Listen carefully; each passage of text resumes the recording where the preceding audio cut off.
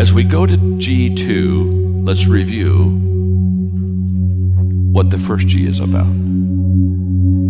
3G leaders are grounded. They have a foundation that makes them solid. And we've studied that the three qualities of a grounded leader are humility. They have an understanding of their place in light of God and others. Authenticity, they are comfortable in their own skin. And 3, they have a calling. They have a purpose that is bigger than themselves. The second G is growing. The great leaders are growing. They have a hunger that makes them stretch. Stay with me in the paragraph. A growing leader is a little wiser today than he was yesterday. He never stops learning. He never stops reflecting. He's not afraid of change because he knows that growth is dependent on it. He is more concerned about getting better than being perfect. He is constantly looking to improve himself and the people around him. So I sat down and I spent a great deal of time on this lesson because, I wrote the 15 laws of growth. I talk a lot about growth. And let me give you a little bit of my thought process before I teach it today. As I thought about you and how important you are to me, and I thought about the vitality that growth brings, I began to ask myself, what are the areas that a person has got to make sure that they grow in? I suppose we can grow in a lot of areas, but if you're going to be really good, you got to get it down to a few areas where you say, these are essential to my success. And what are they? And so I had the most wonderful day. Margaret and I have a cottage up in Highlands, North Carolina. It's in the mountains, and it just lets me get away. And I took my legal pad and I asked myself for an entire day, John, what are the essential elements? What are the essential areas that a person really needs to grow in to be successful? Let me give them to you. Number 1 is confidence. Confidence. I love this humorous thought on confidence that I have next. Confidence is the uplifting feeling you have before you truly understand the situation. Hey, by the way, show your hands. How many of you have been there before, huh? You just feel so confident and you feel so good. You go, oops, oops, oops. Okay. Great leaders are confident in themselves. They're confident in their vision. And they're confident in people. And the result of that, confidence in themselves, their vision, and the people. The result of that is that the people have confidence in their leader. A confident leader gives people confidence. In fact, I'm going to do a whole lesson on this next statement because when I had my legal pad and I was spending my day just thinking on this, I realized once I made this next statement that I was on to something and I've got to go tap into my mind a little bit more and pull it out. We think of leaders sometimes and we think, oh, they're so charismatic. And we think of charisma as a personality. Listen to me very carefully because what I'm going to say is going to help some of you. Confidence is the core of charisma.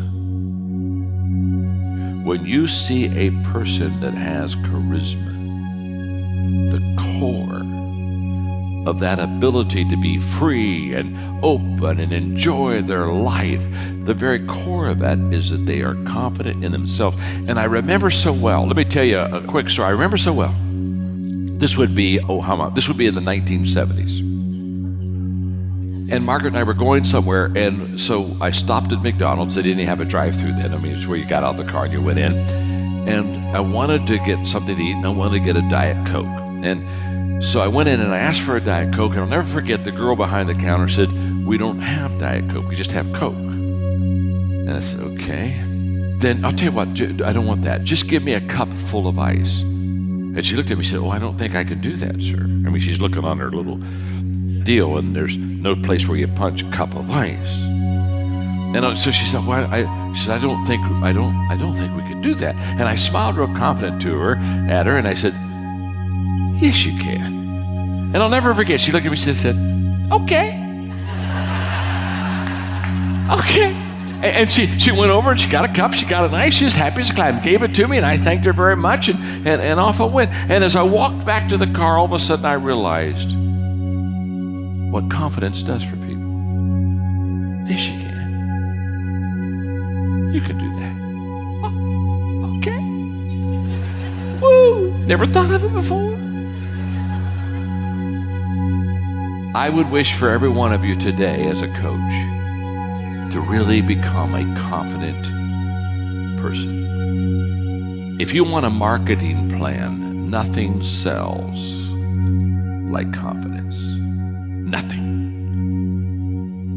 Once you're confident and you truly know that you can help people, once you truly know that you can add value, I can tell you, I can look people right in the eye and I can say with all the integrity in the world, trust me, I can take you to a whole new level in your life. I'm not BSing them. I'm not delusional on drugs. I know. And guess what they do? They buy into that confidence. So I began to ask myself, what are the confidence killers?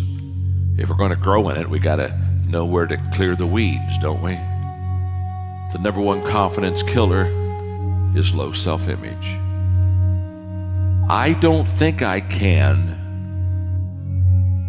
rises from a deeper I don't think I am. I don't think I can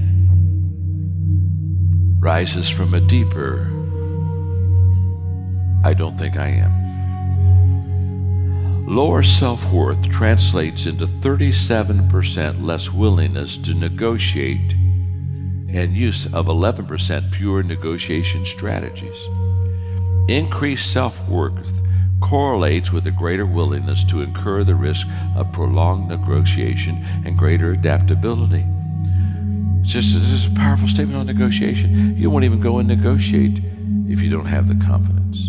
In short, the less confidence you have in yourself, the faster you will give up trying to get what you want. That's a fact. When I see a person that quits quickly, they have low self-confidence, low self-esteem. That's why they quit. Fear is another killer of confidence. You see, confidence comes from not always being right, but not fearing to be wrong. When you run into a confident person, the confident person isn't always right. They just don't fear being wrong. I can tell you every day, I'm confident about a lot of decisions. Now, some of the decisions I'm confident about aren't the best decisions, but I don't look at myself and say, well, what happens if I fail? What happens if I'm wrong? It just doesn't bother me. I don't fear that failure. There's a popular cliche that says, you don't know what you can do until you try. I like that you never try until you know what you can do. Confidence releases the risk. Confidence releases the risk. All my life, I've tried to share my confidence with others.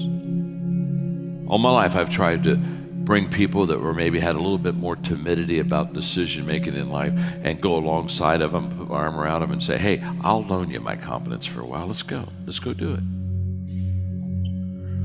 The third confidence killer, the first one, okay, this is good, is low self-image, and then there's fear. The third confidence killer is other people's opinion of you. Wow. That will suck confidence out of your body. If you worry about what people think of you, it's because you have more confidence in their opinion than you have of your own. And I see people all the time that say, well, I wonder what they're going to think. Well, what will they think? Who gives a crap?